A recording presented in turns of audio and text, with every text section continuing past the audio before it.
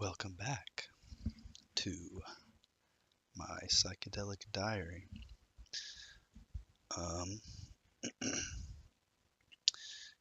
so this is, I think, my fourth trip. Uh, this one's titled A Childlike Wonder. It's a little bit shorter. A childlike wonder and awe in all that is. An endless bounty of beauty exists in all that is. Impossible to begin to comprehend is this beauty. It is profound and capable of unfathomable things, capable of scaring you to insanity, and capable of comforting you to ecstasy. A beauty that propels all life and drives all creation. Though invisible to most, any type of search will inevitably drown out what you're looking for. It's at your feet. It's always been here. You've been looking everywhere for this except right here. Right here and right now lies the beautiful truth and purpose. You might have thought you missed it, or that it's coming up here sometime soon, but that simply isn't true. Your worry of then will always trump your experience of now, so just don't worry. So, by this point, I think this is maybe 2 years ago, 1.5 years ago, something like that. So, I think this is when I started to become a little more confident. But this is still, so later on in here I have a full ego death, like God trip, like that kind of fucked me up for a while. And these are all pre that trip. Like that trip is a big marker in a big landmark in my road, my psychedelic road. Um, anyway, this is before that, and this one's called Man and His Tendencies. I like this one. Man has a tendency to grasp.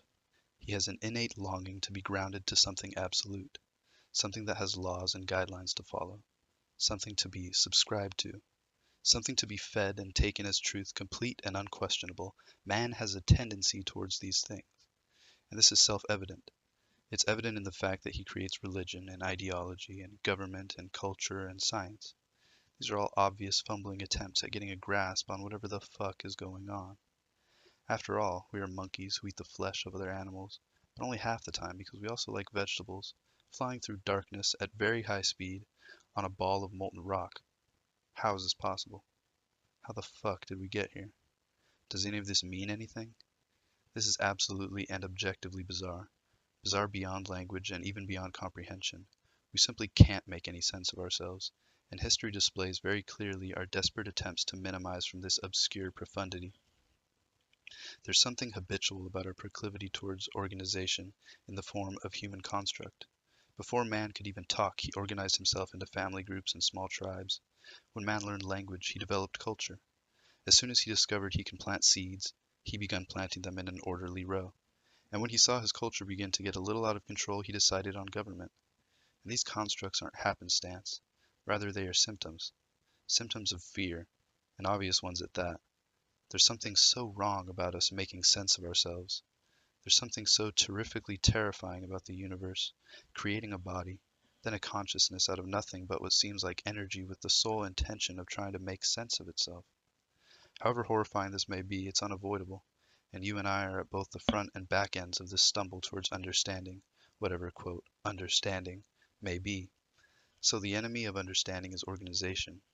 The answer isn't what we've been doing, and that's clear. What we are doing is a result of fear and won't be undone without the surrender to nature. We're scared little creatures, and for good reason, as the answer is nothing we do and everything we don't know. So,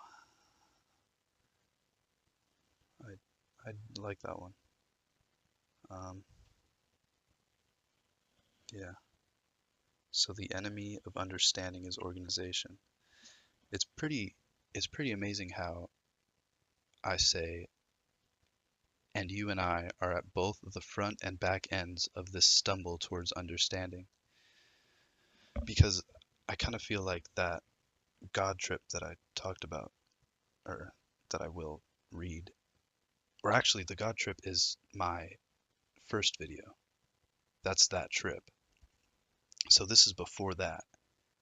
And I just think it's interesting that I say, and you and I are at both the front and back ends of this stumble towards understanding, because it really felt like a stumble up until that point. Like it felt like I was just frantically like digging myself, deeper into the psychedelic hole, and not constantly, just every time I would trip, I would go a little bit deeper, and I felt that there was something more, and I kind of, well, I came face to face with the something more, even though you can't really bring much back from those kinds of trips, but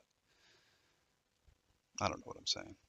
Anyways, I think that's just a little bit of, what's the fucking word? Uh, like I don't know, dude. It's crazy that I felt like I was stumbling towards understanding, quote, whatever understanding may be. Those are my words before I even, had the God trip. And then uh, this is another one. Some of these are short just because I didn't really feel like writing afterwards. Some of the darker ones, I guess. Some of the trips more just about, you know, me needing to fix myself up. And it's, you need those. Well, I need those kinds of trips every now and then. A poem on acid. You don't know color till you open your eyes. Lift up the veil, take off the disguise. The sun's in the air, I see stars in the sky. The walls won't stop moving, and I don't know why. The shadows are growing, they're starting to sway. The back of my eyelids reveal the day. Late in the nighttime, there's too much to say, but I'll keep my mouth closed, no point anyway. And just for the record, I don't plan on always tripping, and I haven't tripped in a good while. I want to get these out there. So I'll read some more off in the next one.